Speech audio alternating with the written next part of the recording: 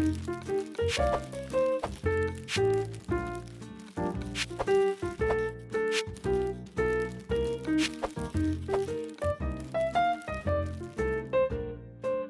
it's Nikki, and welcome back to Live a Little, your cozy corner of the internet where we discuss all of the in-between parts of life, the messy, honest, and unfiltered parts where you may not always have that person to talk to about them, but we do it all judgment-free around here.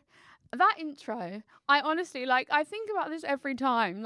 I remember looking at, when I wrote down this intro, thinking, I will never ever be able to remember this, but look at me go. I hope you guys are doing okay. I actually came into the studio to film this episode an hour ago, but me and my producer have been talking about lots of things that are all related to this episode, which is how to stop waiting and start living. My world has become very, very small, I feel like, as I've got older, in the sense that so much more is out there. And, I'm an adult now. I'm a young adult. I'm 21, nearly 22 in July. But I feel like I do a lot of kind of waiting for the right moment, waiting to feel better, waiting to feel more confident, waiting to be less tired. That your life almost literally becomes a waiting room where you're always waiting for the right moment. And of course, there'll be better times than others to do things, or not ideal times and more ideal times. But if you keep waiting, then so much life goes by and all you've done is kind of sat in the same position, kind of literally waiting for the answer from someone to tell you, okay, now is the right time to do this. And I think a lot of us are accidentally living as if our life hasn't really started yet. And I think that's something that I've been thinking about a lot recently. I do a lot of talking about everything that I think as humans, we find it a lot easier to fix other people's problems or want to give advice to other people than being receptive and taking our own. And I was just talking to Poppy about this because there are so many things in my life where I shut down ideas before they've even began, like of things that I could do. I'm like, but what about this? And I shut down that idea so quickly that it actually doesn't even get a minute to grow and it doesn't get a minute to live. I will easily just not leave the house, shutting down the opportunity to meet new people. I was even just talking about dating and how I don't leave the house. I don't go anywhere else. So the only people really in my pool of dating is my friends. And so I'm kind of shutting down that opportunity to meet new people, whether it be romantic or not. I feel like in my life, I do a lot of just like closing myself off or closing down an idea and not wanting to have any what ifs. And actually, what ifs give us a room to be excited about things. What ifs give us a room to look forward to things or, not know the answers and figure them out as we go. But I think because a lot of my life has been, no, I don't want to live in a what if situation because my whole life has been living on kind of pilot mode where I don't feel like I'm in control of my life, that if I shut down an idea, it doesn't even get a minute to kind of like grow and foster and kind of fester in my head. But as a result, my world has become a lot smaller, that I don't feel like there's many things in it that truly make me feel alive, honestly. And I think a lot of us do that as humans. Of course, life happens, shit happens. We grieve, we grow, we change, we lose, everything in life changes. And of course, you can't have all plates spinning at the same time.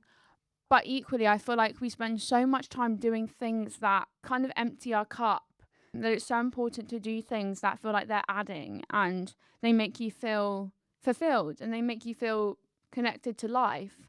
I spend a lot of my time on default mode where I honestly feel like someone is operating in my body, like someone's got the gear shift in my body and is choosing where I'm going, what I'm doing. I feel on autopilot a lot of the time, which means then I don't really feel connected to the life around me and the world around me. And my mind is very tricky in the sense that, I'm speaking to my therapist about the fact that I may have a good day or I may have a good experience. Like I might sit in the sun for 10 minutes and that was the highlight of my day, but I won't acknowledge that. I will acknowledge the one bad thing that happened. And that's what we do as humans. But if you can't acknowledge or practice some things that make life feel worth living, then kind of what is the point? And so for me, this is me trying to hold myself accountable by going through a list of things that I've compiled that I want to do and that has been on my mind recently to start basically living my damn life before it's too late. They're really simple, they're really small things, but I thought we could go on this journey together, because I think, of course, we all have things that we go through, and sometimes there isn't time in the day to do things that are for you, but doing things for you doesn't need to feel hard. They can be so incredibly simple to make you feel more connected to life and make it all feel a bit more light when things can feel heavy and scary. I think you treat your life like it's a draft sometimes, and like the current version is just temporary or not good enough or not quite ready yet. And sometimes you are tired, sometimes things are hard, sometimes you're in survival mode, and it doesn't feel natural to be whimsical or spontaneous or light. Actually, if anything, those feelings in my life are very scary, because if I feel like I've had a good day, I'm scared then some like bad day is going to creep back in that completely erases the good day. But what I've realized is you can have a good day alongside a bad day, and the good day or the good experience, the spontaneous experience, the literally running around your garden barefoot, feeling grounded and feeling calm, can still exist, and then for you to have a bad day.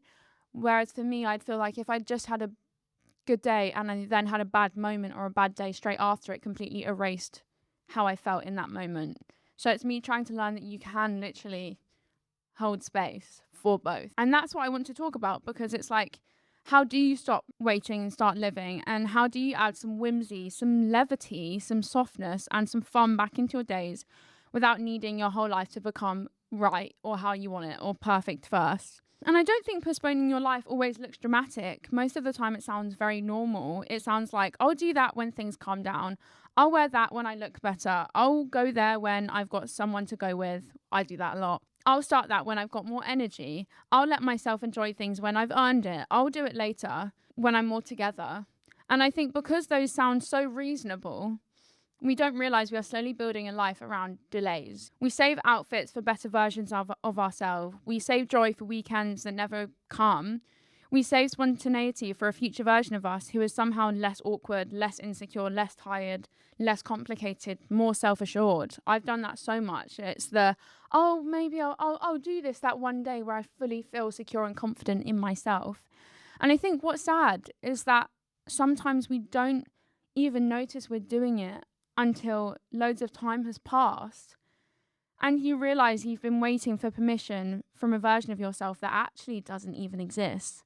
Why do we wait? I don't even say that in a judgmental way. I don't think most of us are waiting because we're lazy or we don't want to do the things that we say. I think we're waiting because we're scared or we're tired or we're overwhelmed, we're burnt out or sad or a perfectionist, or we've convinced ourselves that joy is something that needs to be earned, or actually joy is the last thing that you should care about when there are so many other things that you need to do in your day or is taking up your time. When actually joy should be the thing that you lead with. A lot of us have internalized this idea that life is something you get access to once you've sorted yourself out enough. Once you're prettier, you're calmer, you're more productive, more healed, more disciplined, more impressive, more successful. And I just don't think that's true, because if you live life like that, your whole life becomes conditional. And the conditions will always keep moving. There will always be something. You meet one standard and then there's another one. You fix one thing and then your brain can start living after the next thing. Before you know it, you are permanently almost always at the beginning. I think one of the biggest lies we've told ourselves is that life has to change dramatically before it can be good. Like you need a completely different routine, a different flat, different friends, a relationship, a better body, a better job, a holiday, a personality transplant. And sometimes, yeah, bigger changes do matter, because there is times where situation changes will make things easier to do as a result.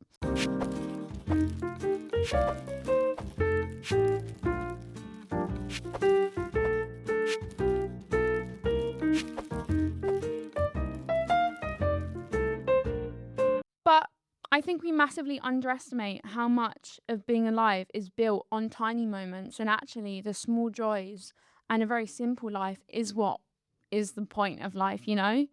Not huge transformation, tiny permission, tiny novelty, tiny softness, tiny choices that say, I am here and this day belongs to me a little bit too.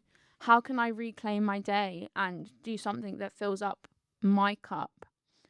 I don't think reclaiming your life always looks like becoming spontaneous, ultra confident, constantly thriving or loving your life, because that's not real. being a human is not like that.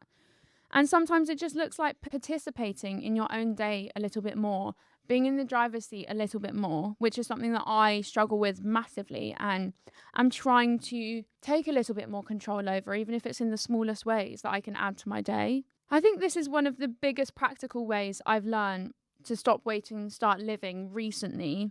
And that is to stop saving everything for later. Stop saving the outfit, the perfume, the notebook, the good candles, the playlist, the lipstick, the nice glasses, the fancy shower gel, the version of yourself that wants to enjoy things. Because I think so many of us treat little pleasures like they belong to a better occasion or a special occasion. But what actually is the occasion? A random Tuesday where you're still alive is also an occasion and is also another day and just as worthy. So wear the bloody outfit to a coffee shop, wear it anywhere, order that nice drink if you're able to, burn the candle, use the slightly more expensive special moisturizer, write in that notebook you've been waiting, read that book you've been waiting to read, play the good music while you clean your room. You do not need to become a shinier person before you're allowed to enjoy being alive. And I think I've spent so much time holding things and waiting for the right moment. Like, okay, this is a worthy enough opportunity to use it, to wear it, to do it. Every day is worthy. Every day is an opportunity. So, of course, you have a nice dress. You want to wait for something special to wear and to, have a reason to wear it. But the reason is literally just you existing. So if you light a candle on a day that you have nothing in particular going on, you lit the candle, and if it benefited anyone most, it benefited you. And ultimately, if it made you feel better, it made you feel more fulfilled, more calm, more confident, that is literally the reason to do it. So stop waiting. Next is to make plans with yourself. I did a whole episode about romanticizing alone time. So this is kind of just building on that. Another thing I think genuinely changes in your life is learning how to make plans with yourself. Not as some sad consolation prize, not as, well, no one was free, so I guess my own company will do, or I'll go alone to do this. But as an actual relationship with yourself. The most important relationship you will have in your life is the one you have with yourself. The person you will spend the most time with in your life is yourself. Outside of a romantic relationship, a family member, a friend, it is you, me, myself, and I. And so what I work on the most is myself, not in a I need to optimize myself way, not in a I'm not perfect, I need to be better at everything way. Of course, all of us want to be better humans, and life is all a lesson of learning, growing, changing, messing up, growing from that, developing, evolving. That is literally what life is and what the human race is. But I'm really learning that my time with myself actually is probably the most valuable time I'll spend when I'm truly alone, because it allows me to think, it allows me to be more intuitive, it allows me to actually tap into what I'm feeling inside and out. You not doing something with someone, okay, that's annoying, you don't have company, but you can also be your own company. And a lot of us have become quite uncomfortable with the idea of being our own company. We all want friends, of course, we all want relationships in life, we all need them to survive the life we're living. But equally, if you are working on all of the relationships outside of you and not you and your relationship with you, then all of those relationships outside of that don't actually matter or mean anything if you come back to yourself and it's not a happy or nice place to be. You need to make your internal thoughts to yourself and relationship with yourself feel like a home. And it's been a long journey for me to feel like that. And listen, I'm 21. I still worry about all the same things, if not more. And I have pretty self-destructive behaviors at times. But one thing I can truly say is that you have to practice speaking to yourself how you would speak to others. Is that going for a coffee by yourself, going on a walk with no destination, going to an exhibition, a bookshop something I love doing, even if I'm not truly reading the book, but I love that it's quiet. I love that other people just sat there by themselves and it's very normalized and you can just flick through a book. I really, really love that time that I can just be quiet and present. Take yourself a breakfast. Go and read somewhere nice. You could go and read in a park. Go to the park with a ridiculous little snack selection. Literally make that time with yourself feel like a privilege, because it is. We spend so much time doing other things that the time we actually spend internally, kind of learning about ourselves, is actually pretty few and far between. And I think waiting for someone else to accompany every good thing can quietly make your life so much smaller. I know it's definitely done that to me. And obviously, like I said, shared life is beautiful, but your life can't only happen in the presence of other people. Some of the most important joy you will ever build is the kind you know how to create for yourself first. And then you're able to build that even more with the people outside and have even better relationships with people because you know you. Next, add novelty on purpose. I think a lot of adults become quietly repetitive because we stop introducing novelty unless there is a big event attached to it. But sometimes you do not need life to have an overhaul. You need a slightly different Thursday in any way, a small thing that adds a bit of whimsy to your life. Try a new cafe. Go somewhere in your city you never go. Cook something new. Have a themed evening for no reason. Go to a supermarket you don't normally go to. Make a boring task feel a bit more exciting. Put some music on. I think novelty is one of the quickest and easiest ways to feel more awake in your own life and more present. Not because everything has to be exciting all the time. Cleaning your bathroom, doing your washing, making dinner. Those are not necessarily exciting things, you know, they're very mundane, they're very passive. You're not really going to be present in them because you're trying to get through them. But because sameness can make life feel flatter than it actually is, sometimes adding a bit of whimsy is less about becoming a whimsical person and more about interrupting that autopilot. Last week, I added some sprinkles to my coffee because, like, why the hell not? Free will exists. And while it exists, that's something that my younger self would have loved to do. So why would I not do that? And I think that's sometimes it, is that when we become adults, we become so far removed from our younger self and play in life. Life becomes so serious.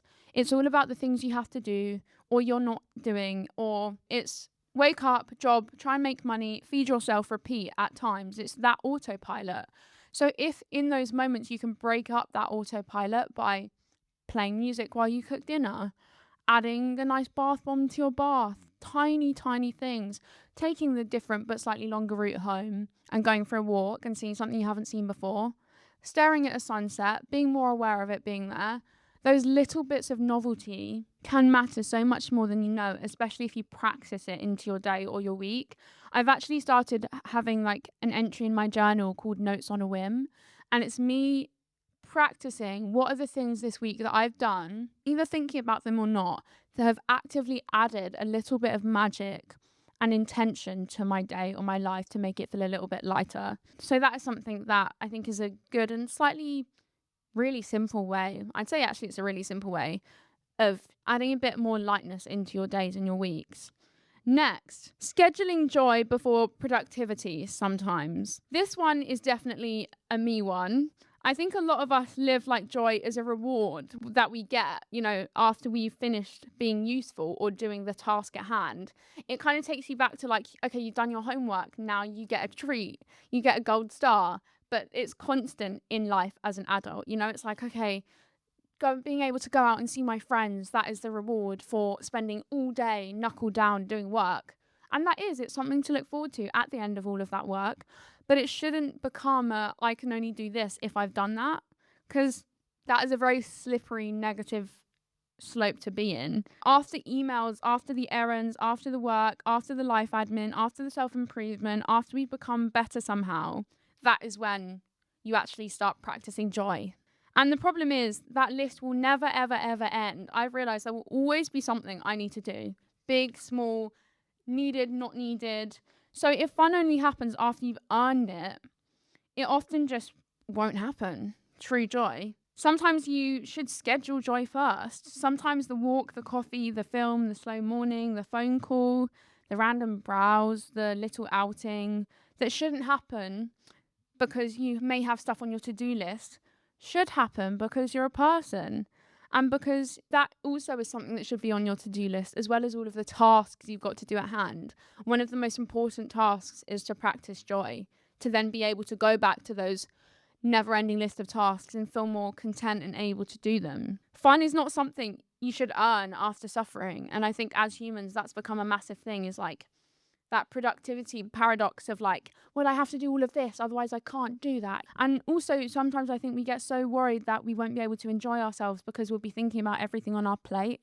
And that is also true. And sometimes you do need to stay at home and you can't go out to the pub to see your friends. You do have to prioritize work. We all work to live, but equally we shouldn't live to work. We should live to have joy.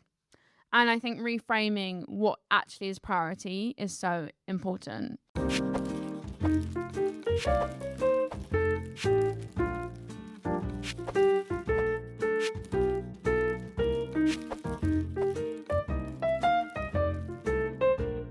Next one, still an hour back. Most of us have at least an hour or 45 minutes in a day that just vanishes. It's mainly for me doom scrolling. It can be like half watching something or half reading something while also vaguely feeling guilty about both because you're not fully really invested in either. Lying in bed on your phone in that grey zone between rest and stimulation where time literally evaporates. It's vanished. And I've realised that's not real rest. It is also not real fun. It's just the place time goes when you're too tired to be intentional or interactive, but too wired to actually switch off. I've been in this place so much, especially before I go to bed. My sleep is a mess. And I'm not saying that to be judgmental. Like, I do it constantly. But I think there's a difference between time that happens to you and time that you choose. I'm not saying we all have the same 24 hours. That is not me, because we don't. Not at all. Some people's 24 hours is so much easier.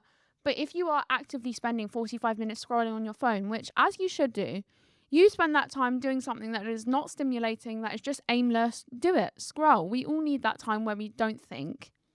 But if we could be using it to do stuff that is more intentional, like if we have those 45 minutes that are shown to be there because we've done it by lying in bed or scrolling, which both continue doing, maybe it's how can I reclaim that time I'm spending doing that and actually focus it onto something that actually feels restful or like it's recuperating me. That 1 hour, if you consciously took it back and gave it to something that actually felt like yours, that could be a bath, a walk, a book, cooking something a bit more slowly, sitting somewhere nice, watching something you're genuinely excited about, that would feel completely different than you spending 45 minutes there scrolling on your phone or kind of half reading or watching something.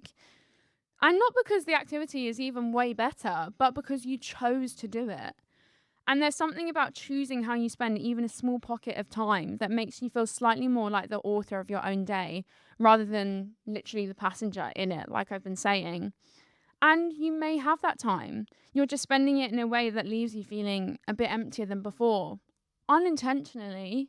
But if you're aware that there's time that could be spent doing something else that you could be more present in, then try and practice that. I think we also have this idea that whimsy is childish. Having a bit of fun, having a bit of play in your life is childish. Life is so serious, and life is serious, but it's literally like also not that deep. We don't even know if tomorrow is promised. And we live on Earth that is just constantly spinning. We are just a tiny part of it.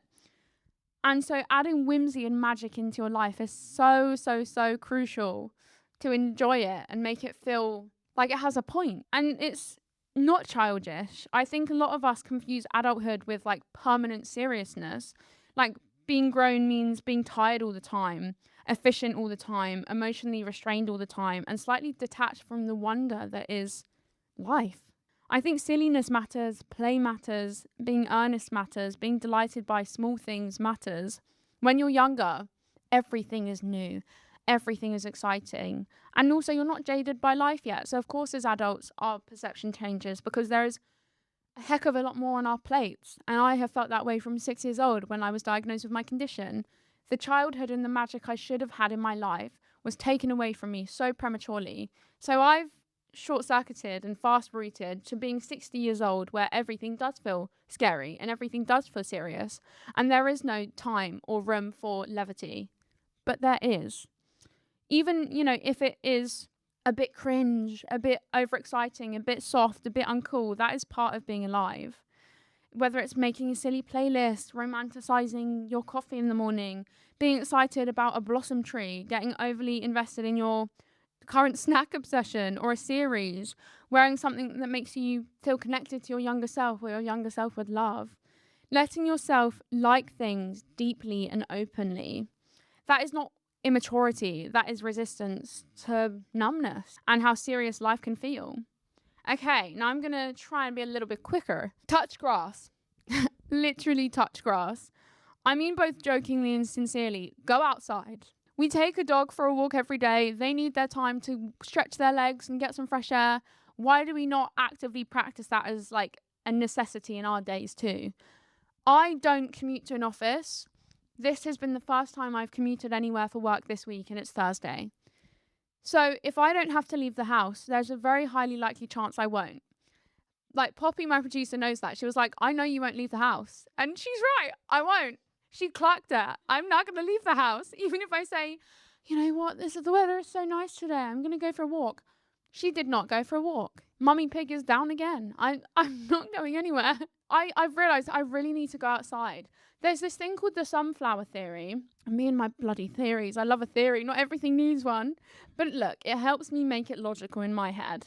So I like it. The sunflower theory, I'm really going to not explain this well, is the idea that if you wake up and directly expose yourself to sunlight or daylight like you would a sunflower and you directly kind of look at it, I do it with my eyes shut, obviously, soon after you wake up, that can mentally reframe your whole day. So what I've been doing is, even yesterday, my mum was out in the garden gardening. I went outside as soon as I woke up, literally just sat there. I think you need about 10 minutes of sunlight for it to truly kind of kick into your mental space in your body and your body to register it serotonin wise and dopamine wise. But I just literally sat there, didn't do anything, was so present of like, okay, I can hear the birds chirping, I can hear the leaves swaying in the wind. I think being in nature is the best possible way you can simplify the meaning of life. I get so overwhelmed by what is the point of everything, and also in an existential way, and in a like literally what is the point? Like, why are we all here? What is the point? Sometimes condensing it and concentrating it all into being sat in nature and focusing on what's around you and what you can hear is such a good way to ground you when you feel overwhelmed. When your head has 1,000 different tabs open, being in nature is the best thing you can possibly do. And I've appreciated it more and more and more over the years, whether it's being in the woods, in a forest, whether it's literally walking around on grass barefoot in your garden, going for a walk down your road for 10 minutes, or it's being by the sea if you're lucky enough to be by a beach or by some water. My screensaver on my phone is literally the beach, because that is where I feel most calm, because life is so simple. There was nature before us and there will be nature after us, And so I think when you can simplify that and what life means outside of yourself, nature is such a good way to put things into perspective and also be more present. I know there's like an order you do this, but it's like, what are 5 things you can see around you? Okay, I can see a tree. I can see the sky. I can blah, blah, blah. 3 things you can touch. Okay, I can feel my body. I can feel a flower. What are the things around you? What are 2 things you can smell? What's 1 thing you can taste? And that's become a really good way when I feel really disconnected from my body. Nature is such a good way to make you feel more present. I do think that life feels 30%, if not more, less bleak, if actually maybe 70, when you've had sun on your face, for me, and you've walked around a bit and you've seen an actual tree, or reminded that the world is so much larger than the room that you sit in all day and your thoughts. I think for me, what I've really realized is if I've had a really shit day, if I sit in nature, I remind myself that there will be a sunrise and a sunset tomorrow, regardless of what happens in my day. And that's been a really good way for me to be more logical about what is happening. Nature is such a good way to put things into perspective as well. And nature is beautiful. So I don't think we appreciate it enough. It's literally one of the best things about being human. There's something about being outside, even briefly, even literally just standing at the end of your road, that makes you feel slightly less like a person who exists only in their own head. Air is different, the scale is different. Something in you remembers that there is a world beyond your mental spiral. And of course, it doesn't fix your problems, obviously. I do think we underestimate how much being indoors, overstimulated, tired, serious and hyper online can make life feel even flatter. And sometimes I'm not having a crisis. I just need to go outside and rotate towards the light, honestly. Okay, Last things, stop waiting for a more worthy version of you. I think this is a massive part of what it is like to actually start living life and to stop waiting.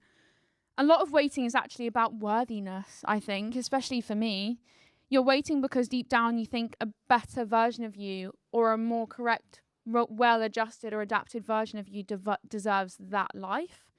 The prettier version, the calmer version, the maybe it's the thinner version that does not need to happen, the more healed version, the more social version, less anxious, the one who has everything a little more figured out, the more financially stable version.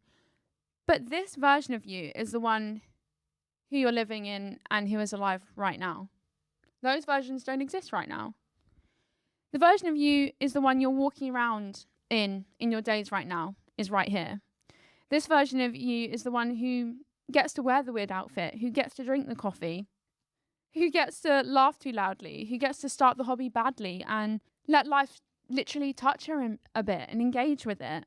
So you do not need to become someone else before you're allowed to have a life, because then you'll always be concentrated to never it being or feeling like the right time, So my little thought of the week is that your life is not in the future waiting for a better version of you. It is here. And I know that can sound harsh because, of course, we all want to strive for a better version of us or a better life. Unfortunately, that is literally what it is to be a human. We are never satisfied as humans, I don't think. Because also, I think sometimes the future feels easier to believe than the present. If you're not happy with your present self, then you're like, okay, you satisfy yourself and you comfort yourself by telling you that the future will be better and the future will be easier. It feels more romantic, more possible, more exciting because it's not happened yet. So you can fill in those blanks however you see fit. It's like a version of your life that's around the corner that you will finally feel ready for or content in. But later is not where your life is hiding. And some of it is here. It's already here and a lot of it is already lived. I'm one day older today than I was yesterday.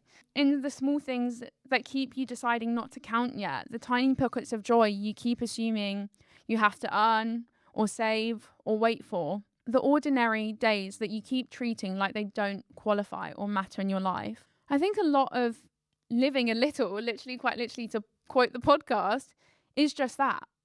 Not making your life perfect, not making it look impressive, just stopping the habit of withholding life from yourself and joy from yourself and realizing that if we all could be gone tomorrow, then you do need to live a little.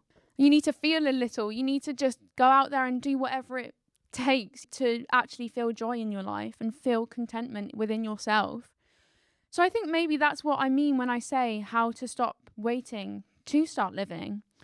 I don't mean quit your job, move to another country. I mean, by all means, if you want to do that, go for it. Become magnetic tomorrow. Wear a linen shirt in Tuscany tomorrow. I don't mean that. I mean, stop treating your life like it starts later, because later will inevitably never come. Stop postponing joy for a version of yourself that will never quite arrive how you imagined it. Stop making aliveness conditional. Stop assuming fun has to be earned, or softness has to be justified, or that ordinary life can't be beautiful. If anything, that's what makes life worth living. So maybe it's not being dramatic, living a little. Maybe it's wearing the thing, going to the place, trying the class or doing a thing you've never done before, walking the different way home, using the nice candle, buying the flowers for yourself, not because there's an occasion, but because it was something you did for you that brightened up your day, letting yourself laugh even if you might think it's a bit silly or not that funny in hindsight, being a bit less cool, but being a bit more you in your own life, because your life is not in the future waiting for you to finally become someone else. It is here. And I think you deserve to be in it and with it. So with all that being said, it is time that we all stopped waiting and all started collectively living. It's a big idea, but when you concentrate it, it's actually really quite small. And it's down to the simple things that we do or we think. So I hope you enjoyed this episode. And this is something that I've really been kind of spiraling about recently. But going through this has already made me feel more comforted. I now just need to hold myself accountable and practice what I preach. We all do as humans. Poppy is nodding in the background. It's so true. I do. I'm awful at it. And as humans, we love the idea and we love the hindsight, but the action and the behavior change is the one thing that is the catalyst of everything else we do in life, and the catalyst for change. So I love you guys. I hope you enjoyed this episode. And as always, remember to be kind to yourself and live a little. Bye.